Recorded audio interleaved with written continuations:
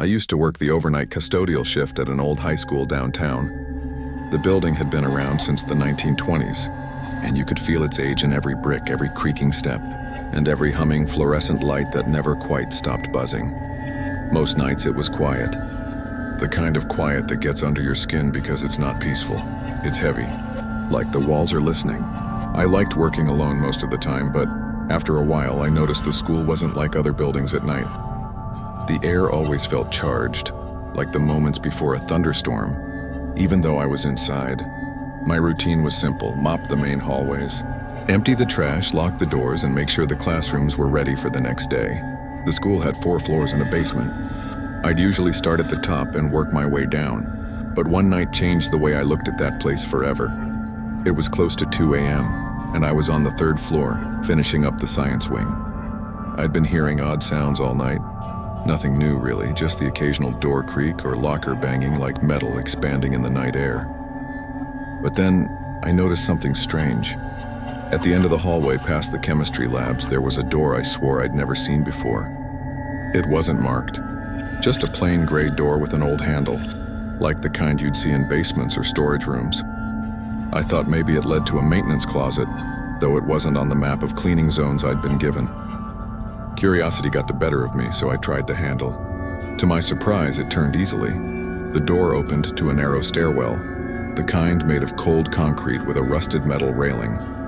The air that rushed out smelled damp, almost like earth. I stood there for a moment, frowning. This stairwell wasn't supposed to exist. I'd been working there for months and knew the layout. Every floor stacked perfectly on top of the other, and there was no hidden wing as far as I knew. Still, I told myself it must have been some forgotten service staircase, maybe even boarded up storage. I clicked on my flashlight and stepped inside. The stairs went down, not up to the 4th floor. Not level to the basement, down. And they didn't stop. I counted at least 3 landings as I descended, my boots echoing against the concrete walls. The farther I went, the colder it became. By the time I reached what I thought was the bottom, I saw another door. This one was heavy, painted the same dull gray, and had no lock, just a push bar. I hesitated, but then shoved it open. On the other side was a hallway. At first glance, it looked like any other school corridor. Tile floors, fluorescent lights humming above, lockers lining the walls. But the air felt wrong, like stepping into a freezer, and the lights flickered more than they worked. I took a few cautious steps, shining my flashlight down the hall. The lockers were older than the ones upstairs, dented and scratched, some hanging open. At the far end, I saw a classroom door standing slightly ajar. I whispered to myself, "This can't be real. This floor doesn't exist." Still, my legs carried me forward as if I had no choice. I peeked into the classroom. The desks inside were ancient, wooden with carved initials and gouges in the surface. Dust coated everything, but the strangest part? The blackboard wasn't black, it was green, old-fashioned, covered in chalk writing that didn't make sense. Not words, just shapes. Spirals, circles, symbols I didn't recognize. As I stared, I realized some of the chalk marks were fresh. My stomach tightened. That's when I heard it. Footsteps, soft, slow, deliberate. Coming from the hallway behind me, I spun around, flashlight beam trembling. No one was there, but the footsteps didn't stop. They grew louder, echoing from both ends of the corridor now, like someone or several someones were walking toward me. I stumbled back into the classroom, heart hammering. The air inside grew icy cold. My breath misted in front of me. The blackboard screeched. I froze as a line of chalk dragged itself across the board, writing without a hand. Letters scrawled into place, jagged and crooked. "Don't go!" I bolted. I ran down the hallway, past the rows of lockers, past doors that seemed to open by themselves as I passed. My flashlight beam bounced wildly, catching glimpses of movement, shadows that didn't match my own. When I reached the stairwell, I nearly sobbed in relief. I charged upward, 2 steps at a time, but the stairs didn't end, they just kept climbing.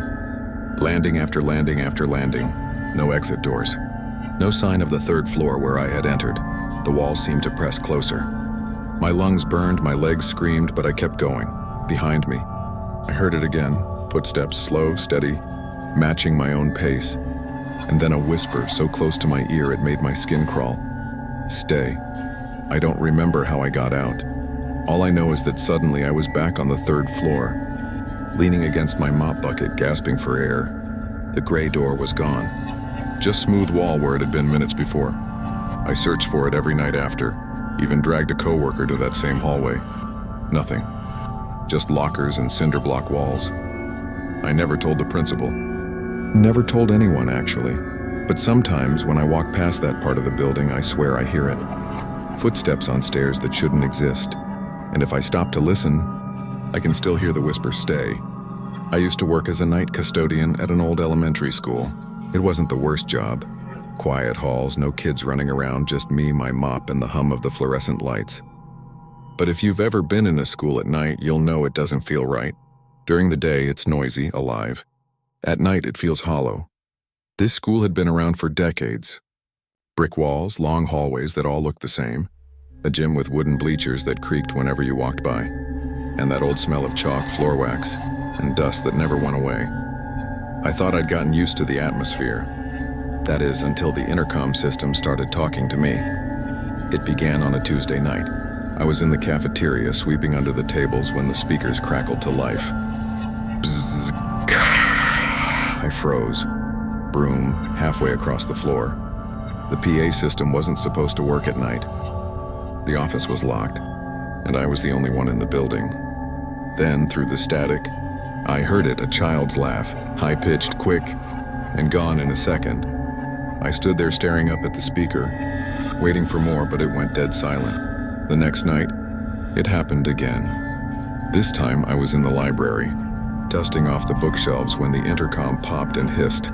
Then came a voice, not a child this time. It was a man's voice, flat, monotone, but clear. "Hello? Hello?" I set the rag down, my heart thudding. I thought maybe someone was messing with me. Maybe a teacher left the PA on by accident. But then the voice said my name, clear as day. My name. "Come to room 12. I dropped the rag and bolted out of the library. Now, room 12 was one of the oldest classrooms, way at the end of the first floor hallway. Nobody used it anymore. The door was always locked. I swore to myself I wouldn't go, but something, curiosity, fear, I don't know, dragged me down that hallway. The closer I got, the colder the air became. When I reached the door, my stomach dropped.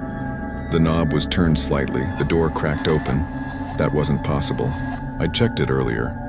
I leaned forward, shining my flashlight inside. The desks were arranged neatly, like students would be coming in the next morning. But the room had been closed for years. Dust should have been everywhere. On the chalkboard, written in faint white letters, was one word: listen. That was enough. I slammed the door shut and got out of there. For the rest of the week, the intercom wouldn't leave me alone. Sometimes it was children laughing. Other times it was muffled conversations like a whole classroom was in session at 2 in the morning. And sometimes it was that same voice. Calling my name, I tried ignoring it. I tried blasting music in my earbuds. But no matter what, the crackle of the speakers cut through. "Come to room 12, why won't you listen?" One night, the voice grew angry.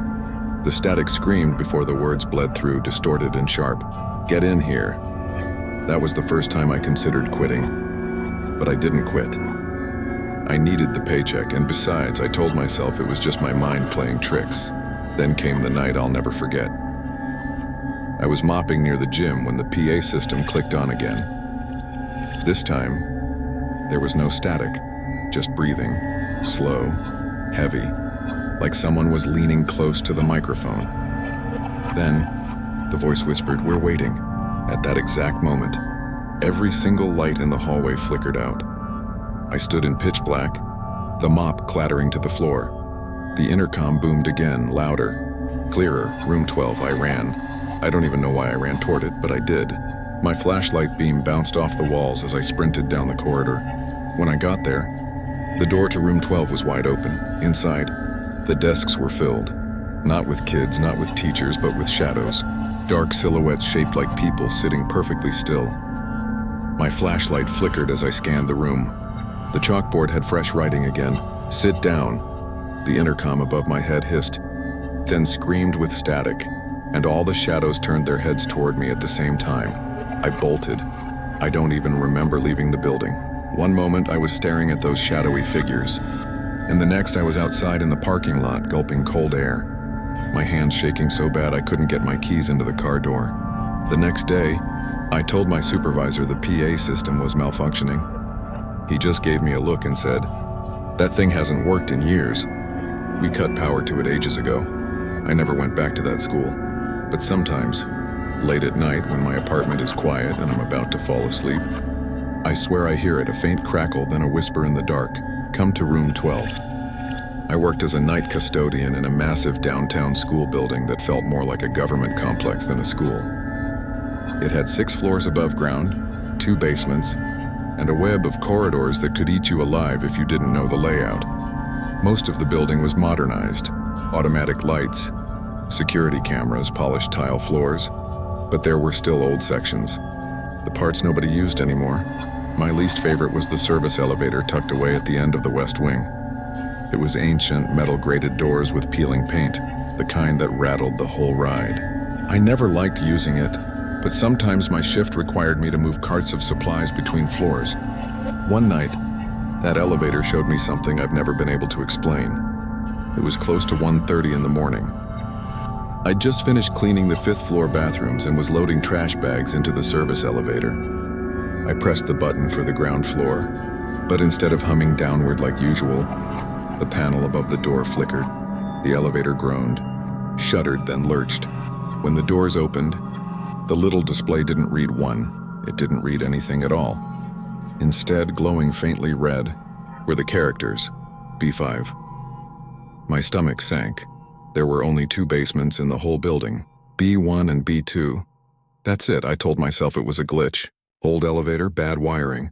But the doors stayed open, and what I saw outside wasn't any floor I recognized. The hallway was long, lined with concrete walls that looked rotted with water damage. The air was damp and smelled like mildew. I stepped out slowly, dragging the cart behind me. My flashlight cut through the darkness, revealing pipes overhead dripping with condensation. There were no signs, no classroom numbers, just a single hallway stretching too far in both directions. Behind me, the elevator doors slammed shut. I spun around, but the button panel was dead. Pressing the call button did nothing. That's when I heard it, breathing, slow, steady, in the dark ahead of me. I called out, "Hello?" Security, no answer. Just that breathing, followed by the sound of something dragging across the floor. I backed toward the elevator, my chest tight. Then the lights overhead flickered on, dim, yellowish bulbs that buzzed like flies. And for a split second, I saw something move at the far end of the hall. A figure too tall, its limbs bent wrong, like its elbows and knees were reversed. The lights blinked off again, plunging me into black. I nearly dropped the flashlight trying to get it steady. When the beam landed on the hallway again, it was empty. I told myself to keep calm, just find stairs or another elevator. I pushed the cart slowly, my footsteps echoing too loud in the damp hall. Every so often I'd hear that dragging sound again, always just behind me. When I turned the corner, I froze.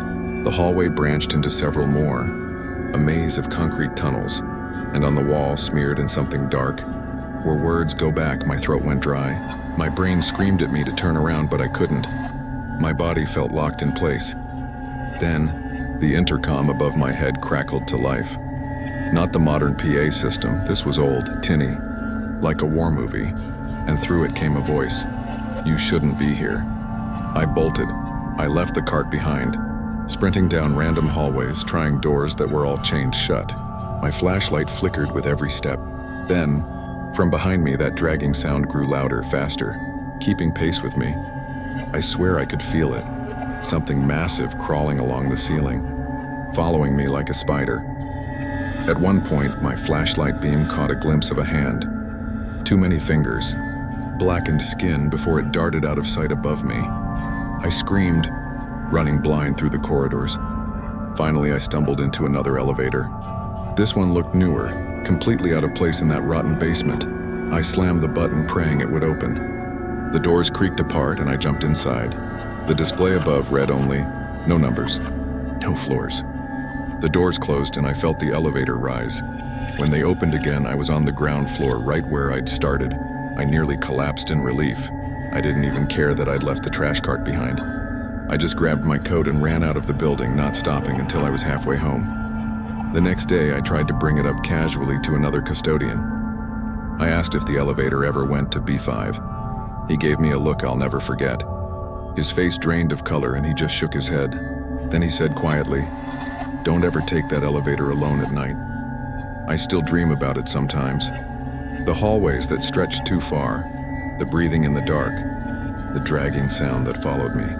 And in the dreams, I don't make it back. The elevator doors open, and instead of the ground floor, I see B5 waiting for me again, and this time something's standing in the doorway.